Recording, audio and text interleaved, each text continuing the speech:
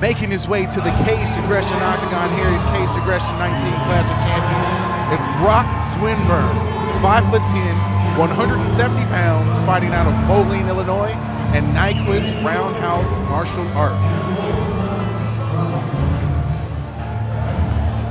As usual, having a chance to speak with the fighters before the fight, I got a chance to talk with Brock, and he was saying that this is a classic ground guy versus stand-up guy sort of matchup.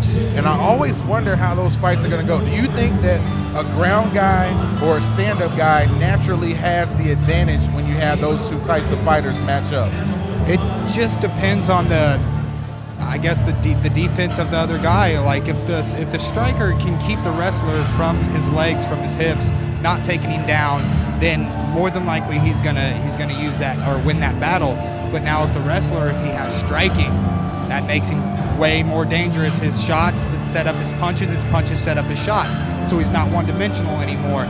So again, like we were talking about before, a wrestler coming into mixed martial arts, if he learns to adapt, if he can learn to strike, which a lot of guys have, a lot of the UFC champions right now are former wrestlers, or some of the more frequent or recently champions were former wrestlers, and that's because they relied on their striking to set up their takedown and so on and so forth. So it just really depends on the fighter. It depends on can the striker keep the wrestler off his legs, and can the wrestler strike? But if neither can defend either, then I would say the wrestler wins 9 times out of 10. And I think that, you know, it really depends on how well-rounded most of these guys are, just right. like you were saying. Yeah, absolutely. Now making his way down to the Caged Aggression Octagon is Chris Brown, 5'10", 170 pounds, fighting out of East Moline, Illinois, and Midwest Martial Arts Group. You'll be hearing that name a lot tonight, MMAG, Midwest Mixed Martial Arts Group, man. They got a lot of guys fighting tonight. Sean West, champion for Caged Aggression. He's fighting tomorrow night for another belt, moving up a weight class. That's kind of one of their top guys. Yeah, it seems like the MMAG guys are 100% committed to fighting, regardless of whether that weight class is one above, one below.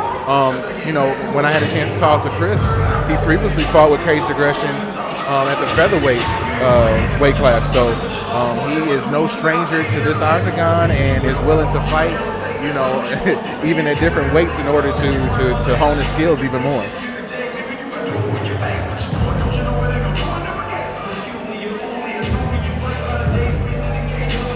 I mean, if you take a look at both of these guys, they're put together pretty well. This should be a pretty interesting fight. Yeah, I always find it interesting when guys go, you know, like he's going from featherweight to welterweight. It's a pretty nice jump in size. So I always wonder how that's going to go. If there's going to be a situation where, you know, that jump is going to be beneficial for him because, you know, he didn't have to cut as much weight, or is it going to be, you know, a situation where he might come in a little bit sluggish because he is heavier? Right. Or just not as strong or as big as the other opponent.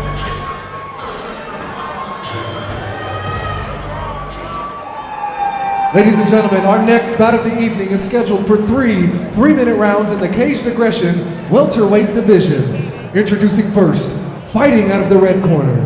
He stands 5 feet 10 inches tall and weighed in at 168 pounds. He trains at Nyquist Roundhouse Martial Arts. Joining us from Moline, Illinois, Brock Swinburn. And his opponent, fighting out of the blue corner. He stands 5 feet 10 inches tall and weighed in at 169 pounds. He trains at the Midwest Martial Arts Group. Joining us from East Moline, Illinois, Chris Brown. Brock Swinburn in the red corner, Chris Brown in the blue corner. Your referee for this fight is the boss, Bruce Allen. Jeremy J.D. Dorsey here tonight on commentary along with Jordan, the henchman Hinman. Let's watch some fights. Ooh, strong kick to start out. Be nice if you set it up with some hands, but Get him off, get him off. Strong leg kick nonetheless. Yeah, these are some big welterweights. in here tonight. You gotta watch it. You gotta watch it. Yeah, Swinburn is pretty thick over there. Both guys throwing strikes at bad You're good, intentions. baby. Nice You're knees good. there by Swinburn. You're good. Get out of there. Here you go. Brown doing a good job of staying heavy, avoiding that takedown. Yeah, Brown needs to get some underhooks somehow. Needs to swim in. Get back to the cage. Try to bump and get his back off the cage. He don't want to be here too long. It's a big guy wearing him down. Oh yeah, Swinburn doing a nice job of keeping all that weight on Brown up against the cage right now. Brown is really stuck, not really able to do And you that. can see the redness on Swinburn's leg already from that leg kick. That is a nasty mark already. Yeah, He can't eat too many more of those. One leg kick in and you already got a mark like that. That's a little bit rough. Yeah. Nice knees there by Swinburn. And Swinburn seems to be pretty content with just holding him here and trying to do damage to the legs. I don't know how long Mike will let this go on. He's in dominant control up against the cage, but he's not really looking for a takedown. And this is, you know, like he said, he's a wrestler. So this is where he wants to be at, I'm sure. Get that hand out of there. Get that hand out of there. He could drop down to a single right now and maybe run the pipe or something, but he's content with holding those double underhooks.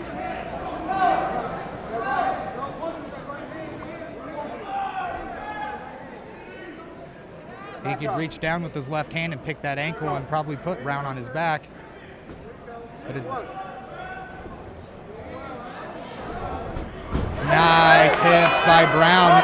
Landed him in a good position. Yeah, really explosive out of that corner like that. Sort of lulled him to sleep and then was able to get Swinburn down. Well, Swinburn tried to ragdoll him to the ground, and a lot of times you're not using technique, you're just trying to use strength, and he didn't have anything solidified. He kind of just tripped over his own feet. Brown did a good job of keeping his hips square with the mat, and he landed on top. In a situation like this, I always imagine that it's really important to have a corner who's, you know, there talking to you and giving you some strategies to do right now because it can be a bit tough. Yeah, because Brown needs to let go of that head and recapture his underhook on his right side. Swinburn has his left underhook, and he can actually get up from here if he starts bumping with his hips, and you see Sliding out now. he's going to start to come out the back door here. Come on, get up, get up. Yep. Get up. There you go. Good hips again by Brown. Good job, good job, good job. Capitalized. Swinburn needed to just keep coming out the back door and get his hips away, and he could have either came into a scramble situation or like a stalemate. And Man, quick first round. yeah, it went by pretty quick. Started off with a fire leg kick and then ended up with a little hugging match for majority of the round. Right. I think as we progress into this second round, we're going to see both guys try to use their strengths to their advantage, and either if you're Brown, try to keep this fight standing up, and if you're Swinburne, try to get it to the ground. Right. And after that first round, I mean, not a whole lot of action, but I'd have to give it to Brown, judged off the initial strikes, the solid leg kick, and then he ended up in top position and a couple different scramble positions. So, I mean, Swinburn didn't do a whole lot besides press him against the cage. I don't know how you would score that much for a winning round. Referee Bruce Allen's going to let these guys know they are ready. Chris Brown just locked eyes with me, and I gave him the head shake like, yeah, get it. Ooh, he went for another nasty leg kick, set it up that time. It was real good. Nice Ooh. feint there. Sort of led into a shot there by Swinburne. Yeah, Swinburne caught him coming in. Dazed him a little bit. Yeah, Swinburne right against the cage again where he was at to start out the first round. Rear naked. Underhook. He needs to bump his hips and try to get his butt off the cage. Close with that knee to the groin.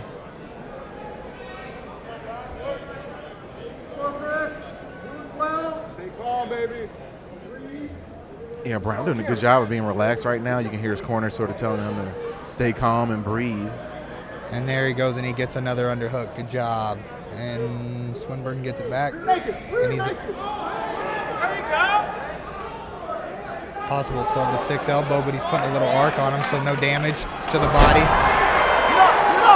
Swinburne almost with a takedown there. And we'll see how Chris Brown's back defense is here. He's about to either get punched a bunch or he's going to get his back taken. Now he's flattened out. Flattening him out, yeah. Yeah, this is a bad position for anybody. Going for that rear naked.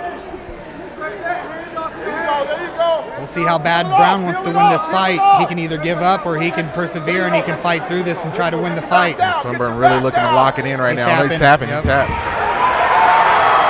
Not sure how deep that was, JD. I couldn't really see, but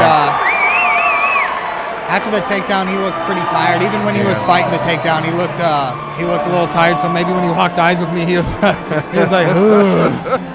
And it has to be tough, you know, when you get that sort of that rear naked locked in on you. It's a gut check for you.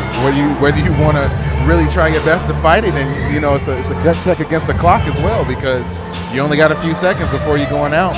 If it's one thing that I've learned through fighting is no matter what, you're gonna get tired. It don't matter if it's a 2-minute fight, if it's a 15-minute fight, whatever. I've never gone into a fight and came out where I wasn't gasping or I didn't have a gut. And I mean, some guys just they can't handle that pressure. They start to get tired and they don't want to continue. I'm not sure if that's the case with Chris Brown, but just speaking from personal experience, I know that's happened with me.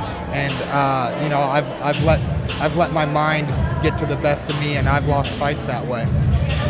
Very impressive win, though, by Swinburn. Yeah, big, strong kid. Ladies and gentlemen, your referee, Bruce Allen, has called a stop to this contest at 1 minute, 38 seconds into round 2, declaring your winner by submission due to rear naked choke, Brock Swinburn.